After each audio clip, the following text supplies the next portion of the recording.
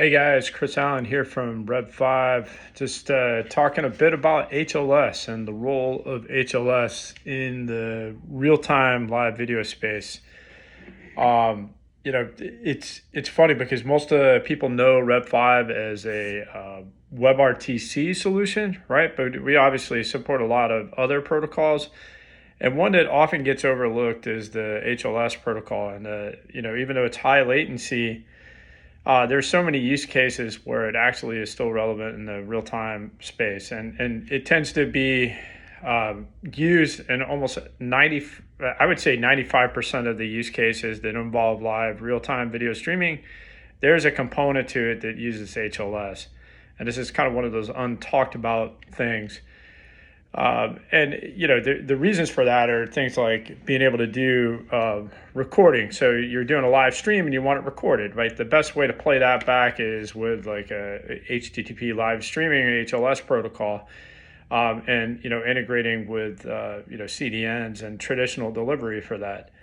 There's also DVR style playback. Hey, I want to pause the game. I want to go back in time. That kind of stuff. Scrubbing. We in our SDK we actually switched to HLS for doing that kind of functionality. And then there's just other devices that currently don't support WebRTC, so you kind of have to have a fallback for that. Roku TVs and other smart TV platforms. They don't support it either. So this is where it's a really big thing.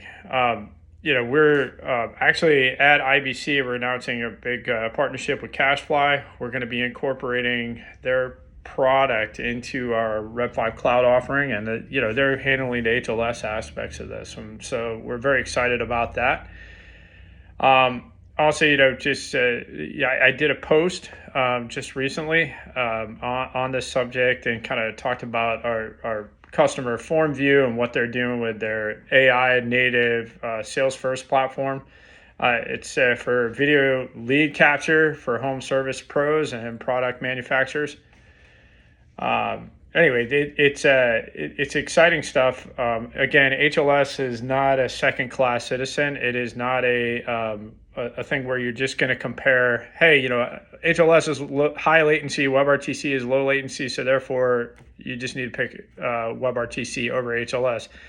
I don't think that's the discussion. I think the discussion is more, how do they play together? What is the right thing to use for the right use case? And oftentimes that use case, the two are playing together perfectly. I'd love to hear your feedback. Let me know.